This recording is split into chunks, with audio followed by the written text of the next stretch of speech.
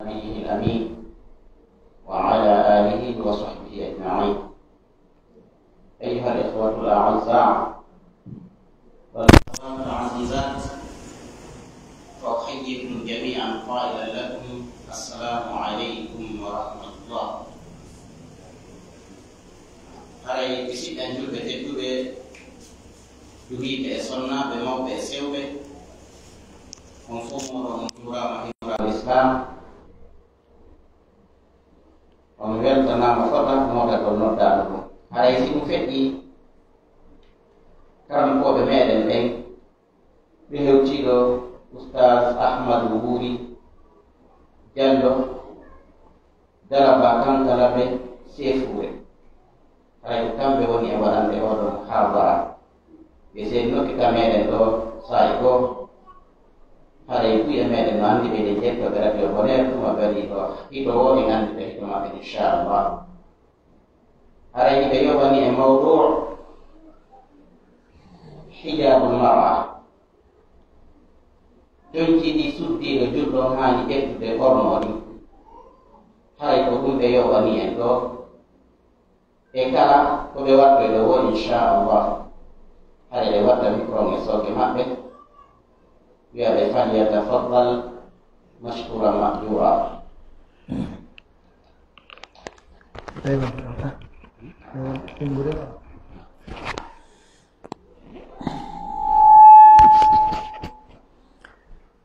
Bismillahirrahmanirrahim.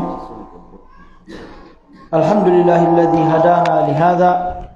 wa ma kunna linahtadiya laula an hadana Allah. Laqad ja'at rusulu rabbina bil haqq wa nusalli wa nusallimu ala khairi man bu'itha rahmatan lil alamin wa hujjatan ala al 'anidin nabiyyina Muhammadin wa ala alihi wa ashabihi ajmain wa ba'd. Assalamullahi alaikum warahmatuhu wabarakatuh. Ha ana wa iyyakum fi hadha al-makan at-tayyib wa fi hadhihi as-sa'a al-mubarakah natanawalu ma'an shay'an mimma khuliqna li ajlihi, natadarasu ma'an kitab Allah wa sunnat rasulih sallallahu alaihi wasallam, la'alla Allah an yanfa'a al-qa'ila wal mustami'a bima yuqal. Wallahu subhanahu wa ta'ala as'al an yulhimani ar-rushda was-sawaba fima aqul wa yuwaffiqani lima yuhibbuhu wa yarda, وأن يجعلكم من هؤلاء الذين يستمعون القول فيتبعون أحسنه.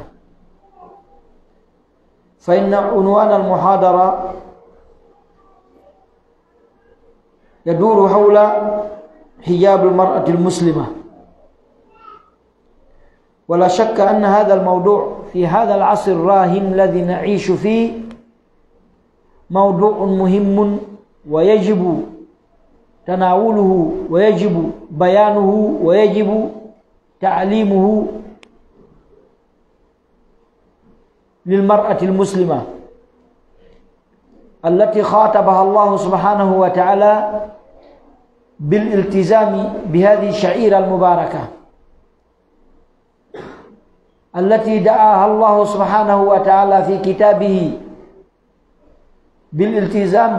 بهذا اللباس المبارك، لباس التقوى. وسن ذلك رسوله صلى الله عليه وسلم في سنته أن دعا المسلمات الغافلات إلى هذا الشرع المبارك ألا وهو الاحتجاب والاحتشام بهذا اللباس الذي شرعه الله سبحانه وتعالى فوق سماواته السبع وأنزله إلى رسوله وبلغه حتى وصل إلينا كما بلغه صلى الله عليه وسلم. يتيود الله سبحانه وتعالى ودو الله مودو تددو waɗuɗo ko o yettire yettuɗo hoore mum mo hatto jina e yettore goɗɗo e yettimo e jarnimo e dow ɗiɗo nemaji makko mawɗi tedduɗi ɗi woni en bagorde jemma e ñalowma bimbi e kikiɗe en juuli e nelaɗo makko Muhammadu sallllahu alayhi wa sallam en torike mo kanko Allahu subhanahu wa taala e ɓeydu jammisi e teddugal e dow oɗo nelaɗo e ɓeygureji makko sahabaɓe makko e kala wattiɗo e battiji ɓeɗo hañedal ngal dari ɓawo ɗum musidɓe jumɓe tedduɓe bandiraɓe an neniraɓe an hare ɗen tummodiri o nokku men waɗaɗo barki laaɓuɗo ɗo wondude mo onon ɓeɗo jumɓe tedduɓe fi en andintidir ko yowdiri e deftere Allah nde sunna nelaɗon bal ko tagira ɗen kon fi muɗum toɓɓere hittude andintingol fi ɓornateri ɓeɗo ɗen sonnaɓe ko toɓɓere hittude handude e yewtede tentini fewno ɗo ɗen sa'i mo wonɗen ɗen andi sa'iji ɗi serti wono fewndo sunna on suppitino tun yaltiti e fewndo o sa'i mo wurɗen ɗo no serti buy buy si adiɓe ƴettude oɗo sunna ɓen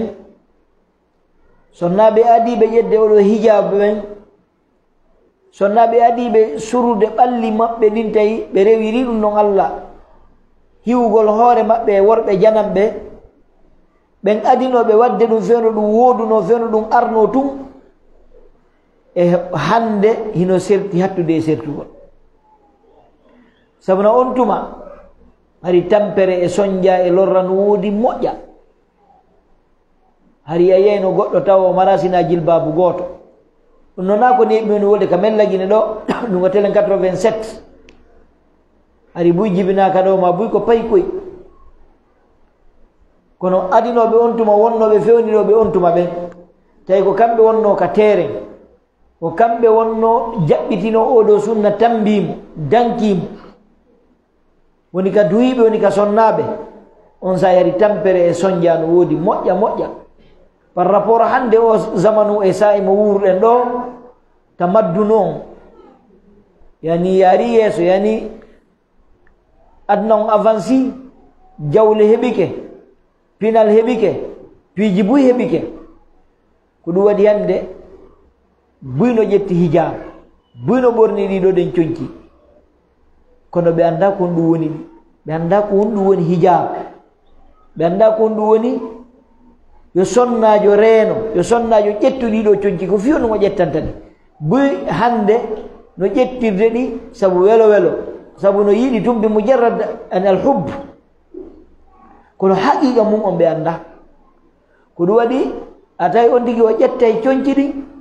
himo ɓorni hijab kono tawa kanko e mo ɓornaki fus ɓe serta hara fus ɓe serta baltode a tawa e nokkeli goo mo ɓornaki ɗum ɗo no jogii jikku moƴƴo e teddugal e hisugol e laaɓugol par rapport e jogiiɗo ɗiɗo ɗum ɗon hannde no heewi tew e sa'i men par rapport hanki ɗum fewno ɗum ɗo fuɗɗi tun hari mo ƴetti o ƴetti koye hoore soobe kanu yahuduna bi jidd hari ko hoore soobe wonano ƴettede ko ɗum waɗi yewtugol fi nde toɓɓere ɗo hannde yirgande ko min al umur muhimma bal aham koye piiji ɓurɗi hittude ɗi handude e yewtede hannde sabu no noon sen daari ka commune men ɗo komin ratoma on ɗo komin ratoma on en taway Konakiri ɗo ko komin ratoma ko sonnaɓe komin ratoma ɓen ko ɓen ɓuri ƴettude ɗi coñci hijabu ɗo sabu noon tawde ko oɗo komin ɓurmarde karamokoɓe wonɓe janginde janna waajo yottina ko komin ɗo ɓuri ɗuɗde e nder Konakiri ɗo ka karamokoɓe ɓuri ɗuɗude wo tawi ko karamokoɓe yottinaɓe ɓanginayɓe ayide ɗon ɗum anda karamokoɓe batte karamokoɓe no ɗo kala kadi ko karamokoɓe ala maysi no woodi kono ɓe yottinta hewde tun kadi anda ɗon kadi batte karamokojo ala ɗo sabu noon jama on si ɓe ɓanginanaka ɓe yewta ɓe andata neɗɗo noon kala ko andahi mo añi ɗum annasu ko seydna ali radiallahu anhu maki on annasu a'da'u ma jahilu yimɓe ɓen koɓe gaño ko ɓe anda ko sa kalkili ñande goo goɗɗo gono gasara goɗɗo gono buumi ɗo hande kono ñande go ari ala ko mettatamo ha hewti ɗum kono sabu nanugol konngol karama kojo imma koye cassette imma ko muhadara, imma ko khutuba, imma ko goddo noddamo yewta banginanamo. Sabu dum don yataghayyar, o change o wonta yiddo dum, o jetta dum, o hijabon o respecta kadi programme jondi ton. Yon sen dari ka commune men do bi fadlihi subhana ataway ko do hijabon bura jettede Konakiri do. Kono se yurnitike en dari kadi ellaji ko woni e nder mudum kon en taway no hani tekkitade sono wo sono, hino hani moƴƴintinde sono wo sono, hino hani andintinde sono wo sono, hino hani rerɗinede sono wo sono. Fiyo imanuji ɗin towu, fiyo imanuji ɗin janɗu, fiyo jommum heeɗitu o wonta keso imanu. Imanu ko regilteɗu, ko moƴƴintinteɗu. Ko ɗon si goɗɗo neeɓi e hunde nde wontanaymo aada, nde wontanaymo aada. Aya ɗo hande ƴettuɗo hijab mo buumi ya moƴƴi, mo waɗi sokketi, mo waɗi gang, himo jokkida ɗo e moriɗo rasta waɗi zippo mum, hiɓe fija ɓe jala. Hade ɓe fijude ɓe jala, moriɗo rasta waɗi zippo mum, ɓe ñaamiday, ɓe yaltiday, ɓe fijiday, ɓe jaliday. Sa watta lekke ɓe heɗoda e musique. Sabu noon sa jokkodiri ɗiɗo, si jokkodiri tawa goɗɗe maɓɓe no battinewoya. Jono tawa o wata ɓortade hijabu, hijabu on wowi no hijabu on woniranimo no zippo on ko wonirani oɗano. Yani wonti hande kadi aadi ko arabu ɓenta kon aadi, yani naturel ni tum koko wowa wowta hande kadi, yani iwi wonde ibada, iwi wonde dewal. Si tawino ko dewal o jokkodirtano mo zippo mum, o jokkodirtamo mo rastas, illa allahumma hara ko poɗugol on no fi on ɗo wawno wayno. Ko ɗum waɗi buy hande ƴettuɓe hijab, si a ndaari golleji ɗin a taway ellaji jani ɗi yaada e hijabu on no waɗede. Tentini ka réseaux sociaux ji ɗon. Allah jarribori en hande wuɗɗidirgol aduna on, yiidintingol aduna on fof na adda goto. Allah jarribori en wonde pijji ɗiɗno ton, nemano ton, letteno ton. Kono buy hande ɓay kala mo yiɗa hande no jogui téléphone wi ino connecti ino cokka. Kono Allahul musta'an ko wona darede ton kon e ko wona wiyede ton. Ɗiɗo téléphone ji ɗi mari nafoore molanade e ngaru e ɗum yeeso. Kono noon ko si a waɗi kan nafoore nde wonto lorraji janɗi kanno ton. Ko ɗum waɗi haɗa yewtugol fewde o sayɗo fi ko wiyete hijab. An aqulu inna cheikha wuffika fil mawdu. Cheikh on hawridinama e sawaba fi o mawdu ɗo moɓugol wan ono ɗo dental sonnaɓe fof yewtane men ɓe fi o hijab. Haray ɗum ko hunde ɓurde handude. Sabu noon ala ɓortiɗo ka yaasi ɗo, onon ɓe sonnaɓe on ɓeɗo fop hay goto ɓortiɗo ala. Mo be ko imma buumiɗo few, imma ɓorniɗo waɗi tiggari ha moƴƴi no reeni hoore muɗum. Kono noon no mi wiiri noon, si woniri noon heeɗintinaka yaya ha wonta aadi,